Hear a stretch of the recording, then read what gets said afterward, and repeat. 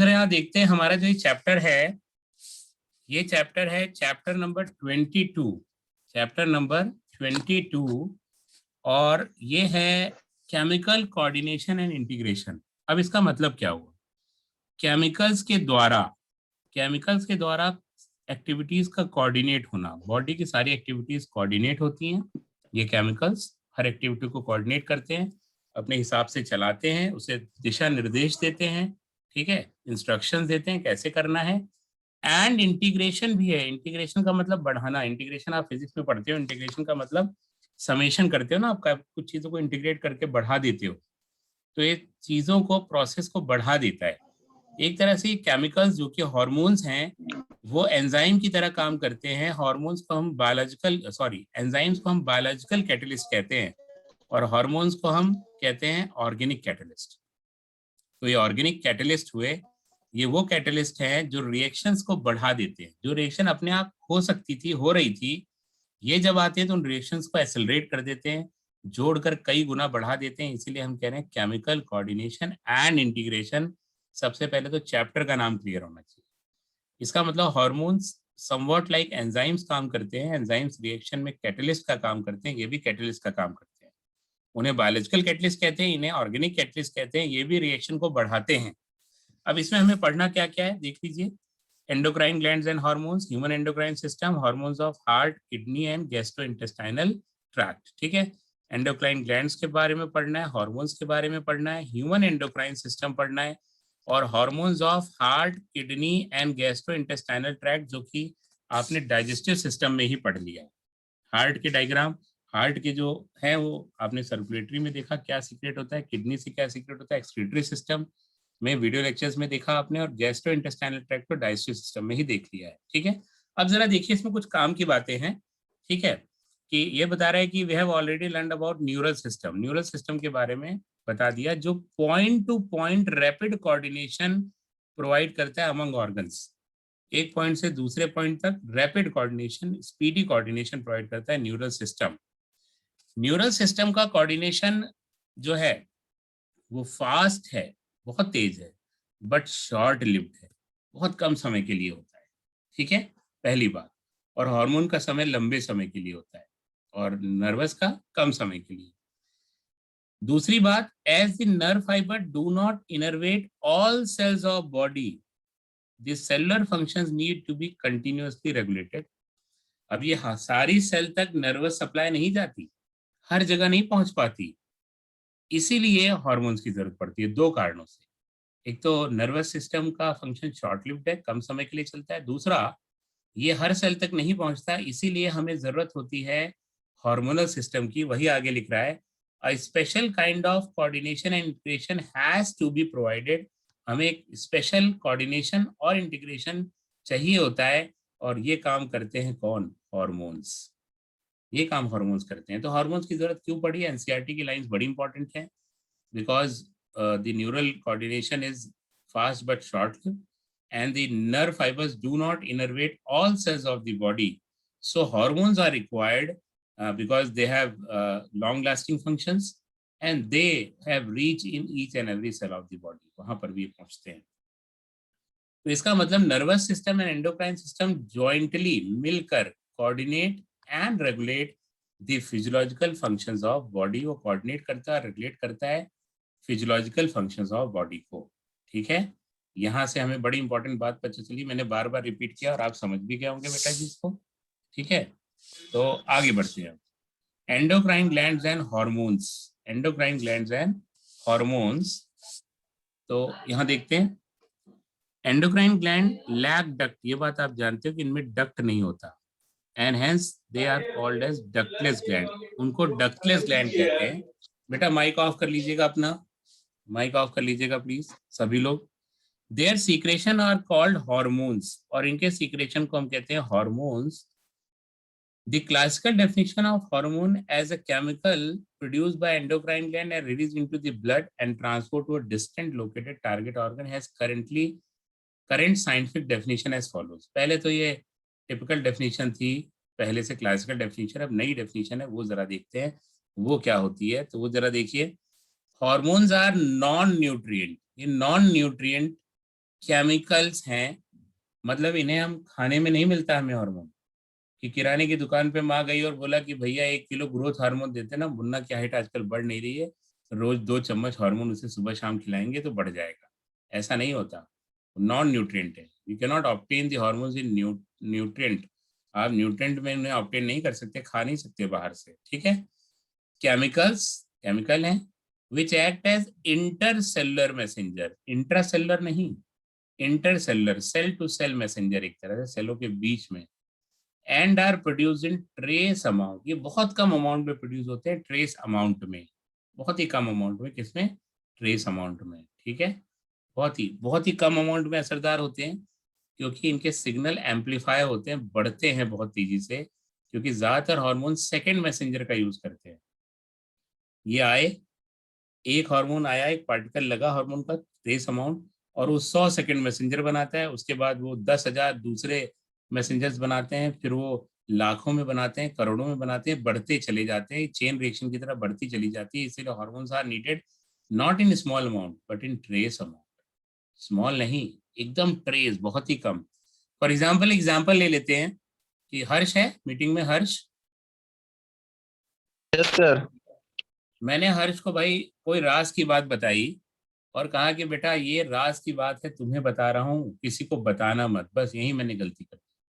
क्योंकि अब इसे पता लग गया कि ये तो कोई बताने वाली बात है, पेट में गुड़गुड़ होने लगी, पच रही नहीं है बात, तो इसे मेरा विश्वास भी नहीं तोड़ना, तो इसने अपने 4 विश्वास पात्रों को बताई ये बात, और पेट की गुड़गुड़ शांत हुई, और उनसे उसने रिक्वेस्ट की कि किसी को मत बताना प्लीज, सर ने बहुत विश्वास करके मुझे बताया। 4 लोगों को बात पता लग गई, उन चारों के पेट में गुड़गुड़ होने लगी जब इसने कहा किसी को मत बताना। अब बिना बताए कैसे पेट में गुड़गुड़ शांत हो, तो उन्होंने अपने अपने 4 विश्वास पात्र मित्रों को बताया और कहा प्लीज किसी को मत बताना, हर्ष के सर ने बताया है, वो ना यार देखो गड़बड़ हो जाएगा। तो उन्होंने अपने 4 मित्रों को बताया, उन 4 मित्रों ने अपने 4 मित्रों को बताई, और उन्होंने अपने 4 मित्रों को बताई, चेन रिएक्शन की तरह बात बढ़ गई, पूरे शहर को पता लग गई, और पूरा शहर बता रहा है कि अच्छा ये बात हमें पता लगी। तो हार्मोन कुछ इसी तरह से बढ़ते हैं, चेन रिएक्शन की तरह, और वो बढ़ते चले जाते हैं, इसीलिए they are required in trace amount. अगर मुझे कोई बात पब्लिक करनी हो तो मैं किसी बच्चे को बता के कह दूं कि किसी को बताना मत, बस अब वो तो सबको पता लग जाएगी।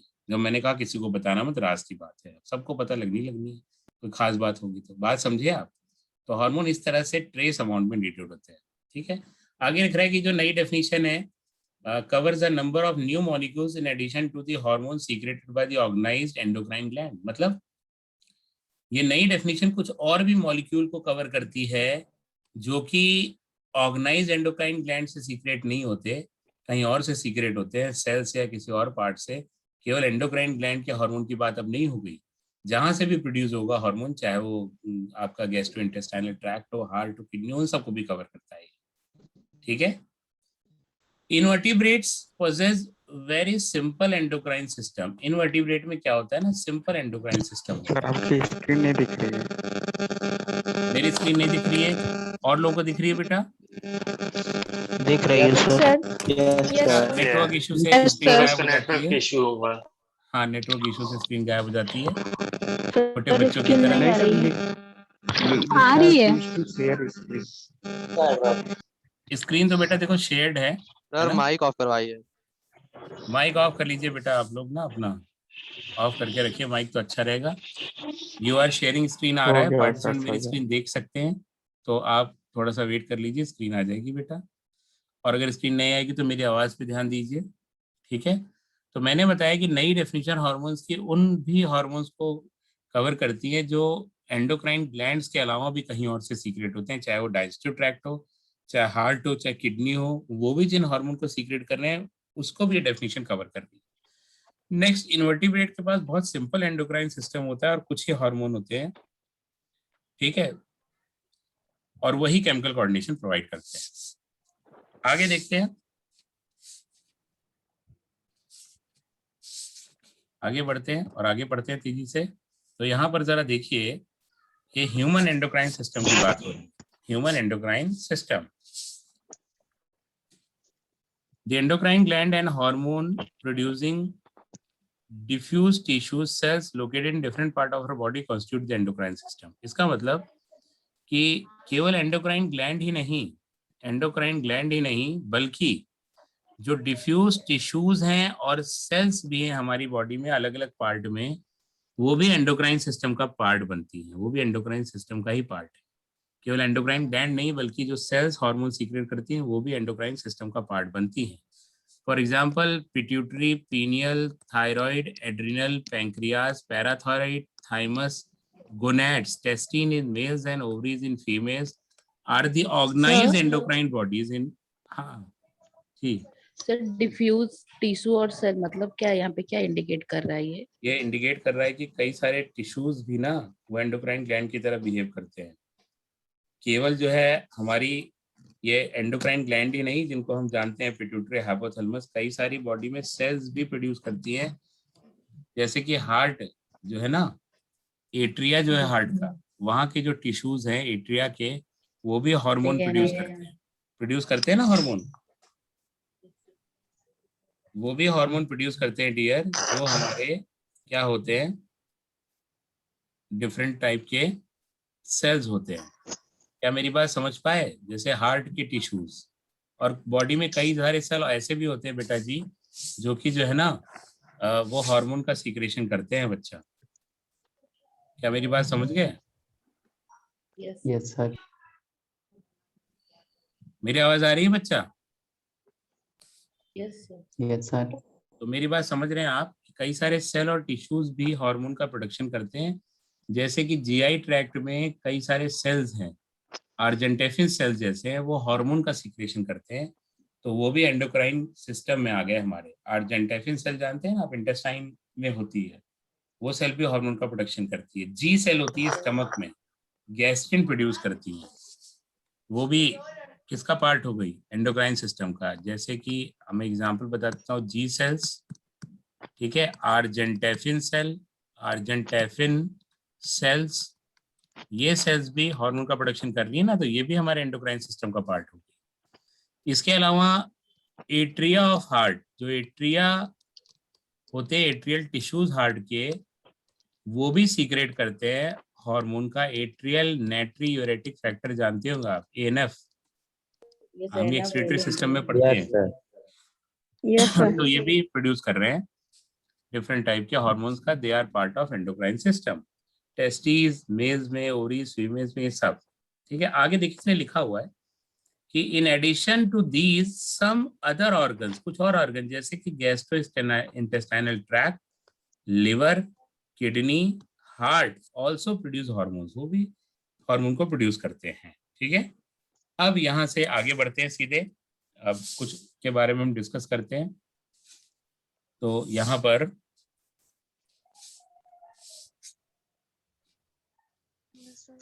आगे बढ़ते हैं, हाइपोथैलेमस के बारे में सबसे पहले यहाँ डिस्कशन है बेटा। ठीक है, हाइपोथैलेमस के बारे में डिस्कशन कर लेते हैं। Hypothalamus is the basal part of diencephalon. Hypothalamus जो होता है ना, वो डायनसेफ्लॉन का बेसल पार्ट होता है, नीचे का पार्ट होता है, फोर ब्रेन का ये पार्ट हुआ है ना। And it regulates wide spectrum of body function, कई सारे बॉडी फंक्शंस को ये गवर्न करता है। इसके पास कई सारे groups of neurosecretory cells होते हैं called nuclei, which produce hormones, जिन्हें कहते हैं न्यूक्लियाई, जो कि हार्मोन्स का प्रोडक्शन करते हैं।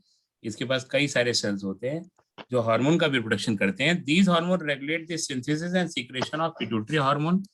ये हार्मोन जो हाइपोथैलेमस के होते हैं, ये रेगुलेट करते हैं synthesis and secretion of pituitary hormone, मतलब पिट्यूटरी हार्मोन को कंट्रोल करते हैं ये, उसके फंक्शन को। और पिट्यूटरी खुद दूसरे के फंक्शन को कंट्रोल करता है, कई सारे ग्लैंड के, इसीलिए पिट्यूटरी को मास्टर ग्लैंड कहते हैं। परंतु हाइपोथैलेमस को हम कहते हैं सुपर मास्टर। क्या कहते हैं? Super master. ये सुपर मास्टर है क्योंकि ये मास्टर को कंट्रोल कर रहा है। मास्टर कौन है? पिट्यूटरी। और ये क्या हो जाता है? Super master. ठीक है। However, the hormones produced by hypothalamus are of two types. दो तरह के हार्मोन हाइपोथैलेमस से प्रोड्यूस होते हैं, रिलीजिंग हार्मोन्स जो कि स्टिमुलेट करते हैं सीक्रेशन ऑफ पिट्यूटरी हार्मोन को, और इनहिबिटिंग हार्मोन्स जो कि इनहिबिट करते हैं सीक्रेशन ऑफ पिट्यूटरी हार्मोन्स को। For example gonadotropic releasing hormone, ठीक है, GnRH, ये स्टिमुलेट करता है pituitary synthesis and release of गोनेडोट्रोपिन्स।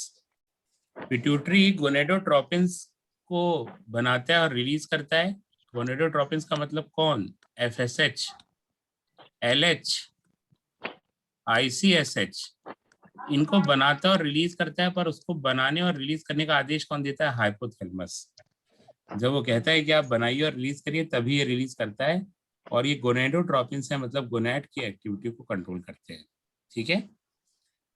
On the other hand, अगर दूसरी तरफ हम बात करें तो somatostatin from the hypothalamus inhibits the release of growth hormone from pituitary. ये जो सोमैटोस्टैटिन है ना डियर, इसी को आप जानते हो GHIH, growth hormone inhibiting hormone, इसी का नाम होता है सोमैटोस्टैटिन। ये सोमैटोस्टैटिन ग्रोथ हार्मोन को रिलीज करने से रोक देती है, पिट्यूटरी को कहती है कि आप ग्रोथ हार्मोन को रिलीज कर दीजिए। ठीक है। दीज हार्मोन्स ओरिजिनेट, हाँ जी सर, ICA का पूरा नाम क्या होगा? Interstitial cell stimulating hormone. ये लेडिक सेल जो टेस्टिस होती है उनको स्टिमुलेट करके उनसे टेस्टोस्टेरोन का सीक्रेशन कराती है, और खुद ICSH को रेगुलेट करने वाला हाइपोथैलेमस होता है। वो जब बोलता है तभी रिलीज करते हैं। ठीक है, ठीक है। These hormones originating in the hypothalamic neurons, ये hypothalamic neurons से आते हैं और एक्सॉन से पास होकर रिलीज होते हैं फ्रॉम their nerve ending। इसका मतलब हाइपोथैलेमिक हार्मोन एक्सॉन के थ्रू पहुंच जा रहे हैं कहां पर? पिट्यूटरी के पास। ठीक है। These hormones reach the pituitary gland through a portal circulatory system and regulate the function of anterior pituitary। आगे मैं भी और क्लियर करूंगा इस चीज को बेटा जी। तो ये हार्मोन जो है ना, पोर्टल सिस्टम से भी रिलीज होते हैं और वो अलग अलग जो पार्ट है उसको स्टिमुलेट करते हैं। अगर ये ओरिजिनेट हो रहे हैं न्यूरॉन से, ठीक है, हाइपोथैलेमिक न्यूरॉन से और एक्सॉन से पास हो रहे हैं, तो ये पोस्टीरियर लोब को कंट्रोल करते हैं। ये वाले posterior lobe of pituitary, lobe of pituitary. मगर जब ये बात कर रहा है कि ये पिट्यूटरी ग्लैंड के पास पोर्टल सर्कुलेटरी सिस्टम के थ्रू पहुंच रहे हैं, तो ये एंटीरियर पिट्यूटरी को अफेक्ट कर रहे हैं। इसका मतलब एक्सॉन के थ्रू किसको स्टिमुलेट करेंगे? Posterior pituitary. और जब पोर्टल सिस्टम से पहुंचेंगे तो किसको स्टिमुलेट करेंगे? Anterior pituitary. क्या बात समझे? यही कह रहा है कि posterior pituitary is under direct neural regulation. ये एक्सॉन के थ्रू डायरेक्ट हार्मोन उसमें पहुंचता है, डायरेक्ट न्यूरल रेगुलेशन होता है। क्या मेरी बात समझ गए? एंटीरियर लोब में हार्मोन पहुंचते हैं हाइपोफाइजियल पोर्टल सिस्टम के थ्रू। बेटा माइक ऑफ कर लीजिए, जिसका भी माइक ऑन है माइक ऑफ कर लीजिए प्लीज। माइक ऑफ कर लीजिए शिवानी। ठीक है, क्या मेरी बात क्लियर है बच्चों? Yes sir. और आगे भी डायग्राम बना दूंगा एक, उससे और क्लियर हो जाएगी। ठीक है, तो समझ में आ जाएगा आपको। सर जब एक आप क्वेश्चन था क्या सर? हाँ, क्वेश्चन पूछिए ना अभी प्लीज, बोलिए। सर क्या सभी पिट्यूटरी हार्मोन्स का हाइपोथैलेमस इनहिबिट सीक्रेट करता है? हाँ, वो सारे हार्मोन्स को या तो इनहिबिट करता है या तो स्टिमुलेट करता है। ठीक है, वैसे मतलब सभी हार्मोन्स को इनहिबिट कर सकता है पिट्यूटरी के हार्मोन्स? नहीं सभी को नहीं करता। वो असल में दो तरह के हार्मोन सीक्रेट करता है। दो तरह के कौन से? स्टिमुलेटिंग और इनहिबिटरी। तो 3 के लिए वो इनहिबिटरी और स्टिमुलेटिंग दोनों सीक्रेट करता है, और 3 के लिए केवल वो स्टिमुलेटिंग हार्मोन सीक्रेट करता है। मैं जरा यहाँ लिख के बताता हूँ। ठीक है, देखो GHRH growth hormone releasing hormone, growth hormone inhibiting hormone. ठीक है, ये H होगा, growth hormone releasing hormone, growth hormone inhibiting hormone, जिसको सोमैटोस्टैटिन कहा। प्रोलैक्टिन रिलीजिंग हार्मोन और प्रोलैक्टिन इनहिबिटिंग हार्मोन, इनके लिए। इसके अलावा MSH के लिए melanocyte stimulating hormone releasing hormone और melanocyte stimulating hormone inhibiting hormone. इसका मतलब इन तीनों के लिए रिलीजिंग और इनहिबिटिंग दोनों वो प्रोड्यूस कर रहा है। किसके लिए? ग्रोथ हार्मोन के लिए, प्रोलैक्टिन के लिए और मेलानोसाइट स्टिमुलेटिंग हार्मोन के लिए। इन तीनों के लिए रिलीजिंग और इनहिबिटिंग दोनों तरह के वो हार्मोन सीक्रेट कर सकता है। दोनों के लिए। तो 3 के लिए रिलीजिंग इनहिबिटिंग दोनों किया, मगर 3 ऐसे होते हैं जिनके लिए ये केवल रिलीजिंग हार्मोन ही सीक्रेट करता है। क्या करता है? केवल रिलीजिंग, इनहिबिटिंग सीक्रेट नहीं करता।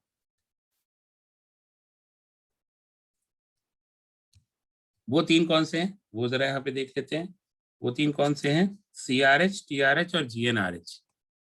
कॉर्टिकोट्रोपिक releasing hormone, gonadotropic releasing hormone, और इसके अलावा जो है थायरोट्रोपिन रिलीजिंग हार्मोन। तो इनके लिए, इन तीनों के लिए केवल रिलीजिंग वो बोल सकता है कि रिलीज करो, रिलीज मत करो ये नहीं बोल सकता। पर जो वो भेजेगा रिलीज करो तभी वो रिलीज करेंगे, वरना वो अपने आप रिलीज नहीं करेंगे। क्या आशुतोष मेरी बात क्लियर हो गई? मेरी बात क्लियर हो गई? 3 के लिए वो रिलीजिंग और इनहिबिटिंग दोनों सीक्रेट करता है, पर 3 के लिए केवल क्या सीक्रेट करता है? रिलीजिंग, इनहिबिटिंग सीक्रेट नहीं करता बच्चा। ठीक है,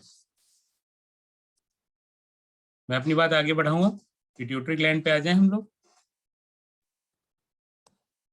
पिट्यूटरी ग्लैंड, देखो ये 3 ऐसे हार्मोन होते हैं, ग्रोथ हार्मोन, प्रोडक्टिंग और मेलानोसाइट स्टिमुलेटिंग हार्मोन, जिसके लिए releasing, inhibiting, releasing, inhibiting, releasing, inhibiting दोनों सीक्रेट करता है। वो बोल सकता है कि रिलीज करो, वो बोल सकता है कि अब रुक जाओ, रिलीज करो रुक जाओ, रिलीज करो रुक जाओ। पर इन 3 हार्मोन के लिए केवल रिलीजिंग सीक्रेट करता है कि रिलीज करो, रुक जाओ वाला नहीं प्रोड्यूस करता। ठीक है, बात को समझे बच्चा? Yes sir. ठीक है, अब जरा देखिए इधर यहाँ जो इसने बना रखा है, इसने न्यूरॉन्स बना रखे हैं। देखो ये कह रहा है न्यूरॉन के थ्रू ही यहाँ पर रिलीजिंग इनहिबिटिंग हार्मोन आए, और मगर वो जब यहाँ आगे गए तो पोर्टल सिस्टम के थ्रू, ये देखो पोर्टल सर्कुलेशन के थ्रू एंटीरियर लोब के पास पहुंच गए। ठीक है, कहाँ पहुंच गए? एंटीरियर लोब के पास, पोर्टल सर्कुलेशन के थ्रू। और यहाँ पर जो हार्मोन है, ये वाले, ये न्यूरॉन देखिए, ये बिना किसी पोर्टल सिस्टम के डायरेक्ट पहुंच गया पिट्यूटरी के पास। तो ये पिट्यूटरी के किस? पोस्टीरियर लोब के पास डायरेक्ट पहुंचा। मगर एंटीरियर लोब के पास बनाया तो न्यूरॉन ने ही, उसके एक्सॉन से ही रिलीज हुए हार्मोन, पर फाइनली वो पोर्टल सर्कुलेशन जो है ये, उसके थ्रू पहुंच गए किसके पास? एंटीरियर लोब के पास। क्या ये बात क्लियर है? Yes sir. Yes sir. Anterior lobe के पास, एंटीरियर लोब के पास जाएगा तो एक्सॉन से। ये एंटीरियर लोब में एक्सॉन है ना, देख रहे हो ये एक्सॉन है कि नहीं? इसमें हार्मोन है। बना, मान लो ग्रोथ हार्मोन, रिलीजिंग हार्मोन, वो एक्सॉन के एंड से रिलीज हुआ, परंतु डायरेक्ट थोड़ी पहुंचा एंटीरियर लोब के पास, वो चला गया पोर्टल सर्कुलेटरी सिस्टम में ना, पोर्टल सर्कुलेशन, ये पोर्टल सर्कुलेशन में गया, और पोर्टल सर्कुलेशन से होता हुआ तब एंटीरियर लोब में आया। जबकि पोस्टीरियर लोब में डायरेक्ट ही पहुंच गया वो एक्सॉन से, कोई सर्कुलेशन का उसने इस्तेमाल नहीं किया। इसीलिए इसने लिखा था कि पोर्टल सर्कुलेशन डायरेक्ट जो है ना, वो हाइपोथैलेमस के कंट्रोल में है। मतलब पोस्टीरियर लोब में डायरेक्ट एक्सॉन से पहुंचा, एंटीरियर लोब में एक्सॉन से आया पोर्टल सर्कुलेशन के पास, और फिर पहुंचा एंटीरियर लोब में। यही बात मैं कह रहा हूँ, पहले न्यूरॉन से मिला पोर्टल सिस्टम को, पोर्टल सर्कुलेशन से पहुंचा एंटीरियर लोब के पास, और जबकि पोस्टीरियर लोब में डायरेक्ट ही पहुंच गया एक्सॉन के थ्रू। डायग्राम से क्लियर हो रहा है ना आपको? Yes sir. कोई दिक्कत तो नहीं है ना इसमें? No sir. अब यहाँ देखिए, यहाँ एक इसने बना रखा है, हम 2 बना लेते हैं एक्सॉन, एक और बना लेते हैं, क्योंकि 2 तरह के हार्मोन ये बनाता है और डायरेक्ट पहुंचाता है। यहाँ पे ऐसे डायरेक्ट पहुंचाता है, ठीक है, यहाँ पे पहुंचा रहा है। तो ये 2 तरह के जो न्यूरॉन्स आप देख रहे हो ना, इसमें से एक न्यूरॉन है पैरावेंट्रिकुलर। पैरावेंट्रिकुलर ये एक न्यूक्लियाई है। पैरावेंट्रिकुलर जो होता है ना डियर, वो ऑक्सीटोसिन का सीक्रेशन करता है। ऑक्सीटोसिन जो डायरेक्ट पिट्यूटरी के पास पहुंचती है, बनाता ऑक्सीटोसिन को हाइपोथैलेमस है, पर उसको सीक्रेट कौन करता है? Posterior lobe of pituitary gland, वो उसे सीक्रेट करता है। दूसरा जो न्यूक्लियाई देख रहे हैं ना, इसे कहते हैं सुप्रा ऑप्टिक। सुप्रा ऑप्टिक, जो सुप्रा ऑप्टिक है वो एडीएच बनाता है। हाइपोथैलेमस का न्यूरॉन है, एडीएच बनाता है, और ये डायरेक्ट पहुंचाता है पिट्यूटरी के पास, पोस्टीरियर लोब के पास, और सीक्रेशन वो करता है। तो अगर पूछे कि कौन से हार्मोन्स हाइपोथैलेमस में बनते हैं, तो ऑक्सीटोसिन और एडीएच, परंतु सीक्रेट किससे होते हैं वो होते हैं posterior pituitary lobe of pituitary gland. क्या बात को समझ गए? इसमें कोई और दिक्कत कोई है? नहीं रहे? नहीं, नो दो ही सर। होते हैं, दो बनते हैं, और मेरे ख्याल से बात समझ में आ गई होगी, है ना? अच्छा, तो ये जो पोस्टीरियर पिट्यूटरी है इसको न्यूरो हाइपोफाइसिस भी कहते हैं, न्यूरो हाइपोफाइसिस। आप चाहो तो अपनी एनसीईआरटी में लिखते रहना इसको। और ये 25% ऑफ द ग्लैंड बनाता है। कितना बनाता है? 25% ग्लैंड का केवल। जबकि जो एंटीरियर लोब है इसको हम एडिनो हाइपोफाइसिस भी कहते हैं, एंटीरियर लोब को, और ये 75% ऑफ द ग्लैंड बनाता है। 25% बनाता है न्यूरो हाइपोफाइसिस और 75% बनाता है एडनो हाइपोफाइसिस या एंटीरियर लोब। लोअर जो वर्टिब्रेट होते हैं उसमें एक और लोब होता है यहाँ पे, उसे हम कहते हैं इंटरमीडिएट लोब। इंटरमीडिएट लोब, या उसी को हम कहते हैं पार्स इंटरमीडिया। इंटरमीडिया, क्योंकि एडनो हाइपोफाइसिस को पार्स डिस्टेलिस भी हम कहते हैं, इसको कहते हैं पार्स डिस्टेलिस, और न्यूरो हाइपोफाइसिस को पार्स नर्वोसा भी कहते हैं हम, पार्स नर्वोसा।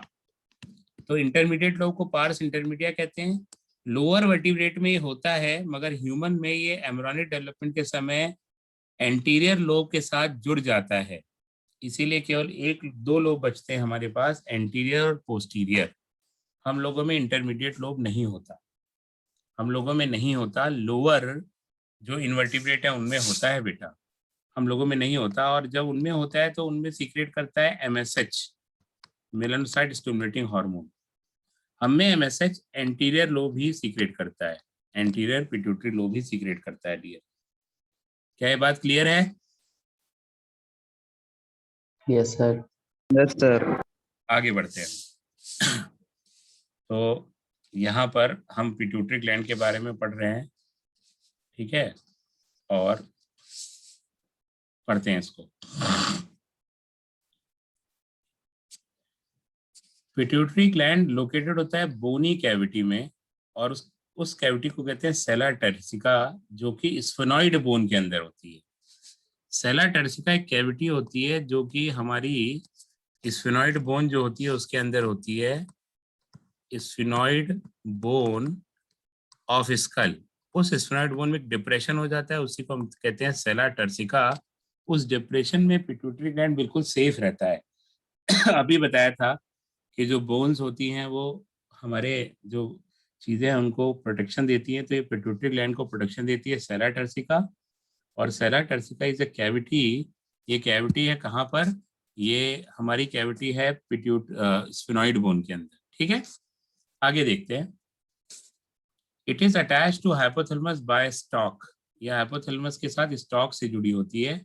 और उस स्टॉक का नाम देखिए यहाँ पे नहीं दिया हुआ है, क्या होता है उसका नाम बताएंगे जरा?